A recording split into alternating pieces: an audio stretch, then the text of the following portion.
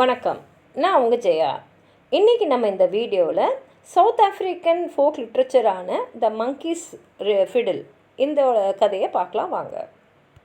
ஒரு நாட்டில் ஒரு மங்கி இருந்துச்சோம். அதுக்கு ரொம்ப பசியாக, ஏன்னா அது இருந்த இடத்துல இப்போ சாப்பிட்ற மாதிரி எதுவுமே அது கிடைக்கல. எல்லாமே அந்த ஊரில் எல்லாமே காலி ஆயிடுச்சு. ஆனால் அதிர்ஷ்டவசமாக அது இருந்த லேண்டுக்கு இன்னொரு பக்கம் அதோடைய கிரேட் அங்கிளான ஒரம் ஒட்டாங்க இருந்தது. அதனால் சரி, நம்ம கிரேட் அங்கிள் கிட்டே போயிடலான்னு சொல்லிட்டு அங்கே போயிட்டு அந்த அங்கிளுக்கு வேண்டிய எல்லா வேலைங்களும் அழகாக செஞ்சு எல்லாம் கொடுக்குது. அதை பார்த்து அந்த கிரேட் அங்கிளுக்கு ரொம்ப சந்தோஷமாயிடுது.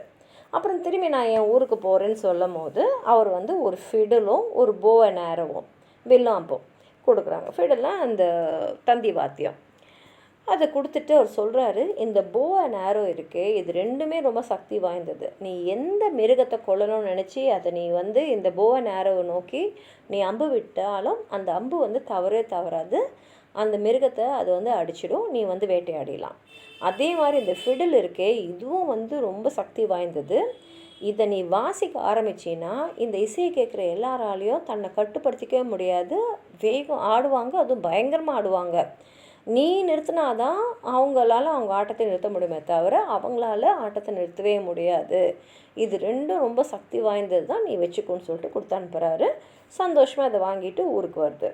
வந்த உடனே முதல்ல அது பார்க்குறது ஒரு உல்ஃபை தான், ஓநாயை பார்த்துட்டு பேசிகிட்டு இருக்கும்போது அந்த ஓநாய் அங்கே என்னெல்லாம் நடந்தது அதெல்லாம் பேசிட்டு எல்லாம் சொல்லிட்டு கடைசியில் சொல்லுது, இன்னைக்கு காலையில் நான் ஒரு மானை பார்த்தேன், பிடிக்கிறதுக்காக முயற்சி பண்ணேன், ஆனால் தப்பிச்சு போயிடுச்சு, என் முயற்சியெல்லாம் வீணாயிட்டுன்னு சொன்ன உடனே அந்த மங்கி சொல்லுது, இந்த பார், இந்த போ அண்ட் ஆரோ இருக்கிற வரைக்கும் இதை பற்றி நம்ம யோசிக்கவே தேவையில்லை, நீ அந்த மானை மட்டும் காட்டு, நான் அதை உனக்கு வேட்டையாடி தரேன் அப்படின்னு சொன்ன உடனே இந்த உல்ஃபும் எடுத்துன்னு போய் அந்த மானை காட்டுது. மங்கி உடனே அதோடைய அம்பை விட்ட உடனே மான் கீழே விழுந்துடுது. ரெண்டு பேருக்கும் அருமையான சாப்பாடு அன்னைக்கு கிடைக்குது.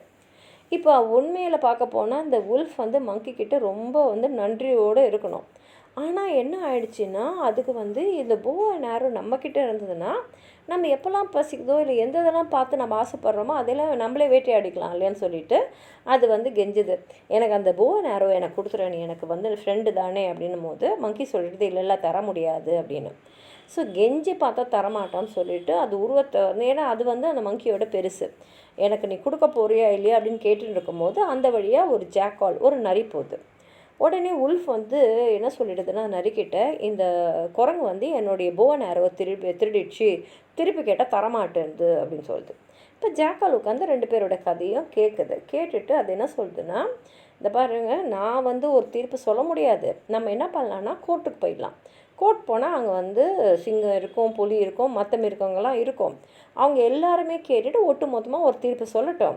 ஆனால் அது வரைக்கும் இந்த வில்லாம்பு உங்ககிட்ட இருந்தால் சரிப்படாது, அதனால் என்கிட்ட கொடுத்துருங்க.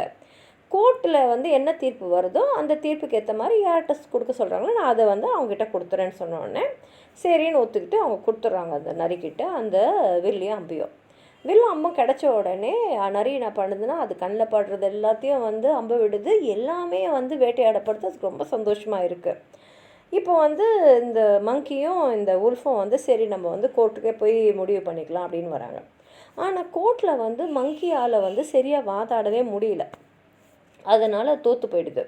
இப்போ ஜாக்கால் என்ன சொல்லுதோ அதுக்கேற்ற மாதிரி தான் நம்ம தீர்ப்பு சொல்லணும்னு நிலைமை வரும்போது இந்த ஜாக்கால் யோசிக்குது, இந்த போ அண்ட் ஆரோ அதாவது இந்த வில்லு அம்பு நம்மக்கிட்ட இருந்தால் நம்ம கஷ்டப்படவே தேவையில்ல, சாப்பாடுக்கு அழகாக வேட்டையாடி நம்ம எல்லாத்தையும் சாப்பிட்டுக்கிட்டே இருக்கலாம். இப்போது இந்த போ அண்ட் ஆரோவை நான் கேட்க முடியாது, இது மங்கியது தான்ற உண்மையை நம்ம சொன்னோன்னா இது நமக்கு தருமா இல்லையான்னு தெரியாது.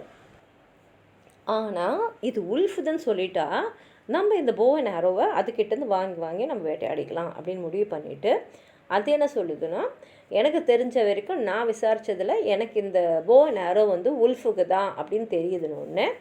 அப்போ என்ன ஆகிடுதுன்னா இந்த மங்கி உல்ஃப்கிழந்து திருடின மாதிரி ஆகிடுது. அந்த நாட்டில் திருடுன்றது பெரிய குற்றம். அதுக்கு அவங்க என்ன சொல்லிடுறாங்கன்னா, இந்த மங்கியை திருடினதுனால அதை நம்ம தூக்கில் போட்டுடணும் அப்படின்னு சொல்லிடுறாங்க. இந்த மங்கிக்கு என்ன செய்யுதுன்னு தெரில, ஆனால் அதுக்கிட்ட அந்த ஃபிடில் இருந்தது. அதனால் அது என்ன சொல்லுதுன்னா, சாகிறதுக்கு முன்னாடி என் ஆசை தீர இந்த ஃபிடிலை நான் வாசிச்சுக்கவா, அதுக்கப்புறம் நீங்கள் என்னை தூக்கில் போட்டுங்க அப்படின்னு சொன்னோடனே சரின்னு சொல்கிறாங்க. இப்போ இந்த மங்கி ஏற்கனவே ஃபிடில் வாசிக்கிறதுல ரொம்ப வந்து திறமையான ஒரு மங்கி. அது இல்லாமல் இது வந்து ஒரு மேஜிக் ஃபிடில் வேறு, அதில் ஒண்டர்ஃபுல் பவர்லாம் நிறையா இருக்குது. அதனால் அது வந்து எடுத்து அந்த ஃபிடிலில் வந்து காக்ரோ வந்து நோட்ஸை வந்து வாசிக்க ஆரம்பிக்குது. அது வாசிக்க ஆரம்பித்தோடனே அங்கே இருந்தவங்க எல்லாமே வந்து ஆட ஆரம்பிச்சிடுறாங்க. எப்படி ஆடுறாங்கன்னா, அப்படியே புயல் அடித்தா எப்படி வேகமாக அடிக்கும் அந்த மாதிரி வேக வேகமாக ஆடுறாங்க. அவங்களால நிறுத்தவே முடியல. இது பாட்டு காக்ரோ ஆட ஆட ஆட ஆட எல்லாருக்கும் அப்படியே வந்து டயர்டாகிடுது. நிறைய பேர் கீழே விடுறாங்க. ஆனால் கீழே விடுனாலும் அவங்க கால் வந்து அப்படியே நகர்ந்துக்கிட்டே இருக்குது. ஒரு மாதிரியான இன்னும் டயர்டாகிட்டே இருக்காங்க. இப்போ வந்து இது எல்லாத்தையும் அந்த மங்கி பார்க்குது. ஆனாலும் அது வந்து தலையை அழகாக அந்த ஃபிடில் சாய்ச்சிக்கிட்டு அது பாட்டுக்கு வாசிச்சுக்கிட்டே இருக்குது. கண்ணை பாதி மூடிக்கிச்சு, எல்லாத்தையும் பார்த்துக்கிட்டே இருக்குது. முதல்ல வந்து உல்ஃபே வந்து கத்த ஆரம்பிச்சிடுது. ஏன்னா அதுக்கு மூச்சே விட முடியல, அந்த அளவுக்கு டயர்டாயிடுச்சு. ஐயோ மங்கி, கசன் மங்கி, தயவுசெய்து நிறுத்து, நான் அன்பாக கேட்டுக்கிறேன், எனக்காக நிறுத்து, என்னால் முடியலன்னு கத்துது. இப்போ அந்த மங்கி காதில் அது விடுது. இருந்தாலும் அது பாட்டு காக்ரோவை வாசிச்சுக்கிட்டே இருக்குது. அதுக்கப்புறம் பார்த்தீங்கன்னா அந்த சிங்கத்தால் முடியல, காட்டுக்கே ராஜா, ஆனால் ஒன்றுமே முடியல, அவ்வளோ டயர்டாயிடுச்சு. உடனே வந்து அதோடைய இளம் மனைவியை வந்து அழைச்சிக்கிட்டு அது வந்து அந்த மங்கிக்கிட்ட வந்து, இந்த பாரு, நான் தான் இந்த இடத்துக்கு ராஜா, ஆனால் நான் எல்லாத்தையுமே உனக்கு கொடுத்துறேன், எனக்கு எதுவுமே வேணாம், தயவுசெய்து நிறுத்து அப்படின்னு கேட்குது. நான் நிறுத்துகிறோன்னா முதல்ல நீ எனக்கு ஒரு தண்டனை கொடுத்தல, அந்த தண்டனையை ரத்து செய். ரெண்டாவது, அந்த போவ நேரம் என்னது தான், அதனால் அது எனக்கு திரும்பி வந்தாகணும். அதே மாதிரி என்கிட்டேருந்து அதை பிடுங்கினது வந்து உல்ஃபு, அதை வந்து அது ஒத்துக்கணும். அந்த உண்மையை ஒத்துக்கிட்டு அது திருடினதை ஒத்துக்கிட்டு என்கிட்ட திருப்பி கொடுத்துணும் போது அந்த உல்ஃப் கத்த ஆரம்பிச்சிடுது. ஏன்னா அதால் மூச்சே விட முடியல, அதோட ஆட்டத்தை நிறுத்தவும் முடியல. அது சொல்லுது நான் ஒத்துக்கிறேன்னு உடனே சிங்கமும் சொல்லுது சரி, அப்போ வந்து நீ திருடல இல்லையா, அது உண்மையது தானே, தவறாக தானே சொல்லியிருக்காங்க, அதனால் நானும் உன் தண்டனையை ரத்து செஞ்சிடுறேன் அப்படின்னு சொன்ன உடனே மங்கி இன்னும் கொஞ்ச நேரம் வாசிச்சுட்டு அதோடைய போவன் ஆரோவை வந்து வாங்கிக்கிட்டு பக்கத்தில் இருக்கிற ஒரு பெரிய மரத்து மேலே ஏறிட்டு அப்புறம் தான் நிறுத்துது.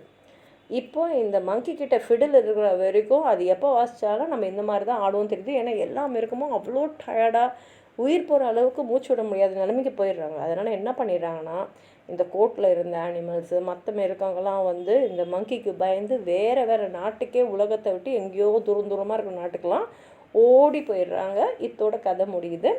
உங்களுக்கு வந்து எதாவது சொல்லணும்னு நினச்சிங்கன்னா கீழே இருக்கிற கமெண்ட் பாக்ஸில் எழுதுங்க. இந்த வீடியோவை லைக் பண்ணுங்கள், உங்கள் ஃப்ரெண்ட்ஸோடு ஷேர் பண்ணுங்கள்.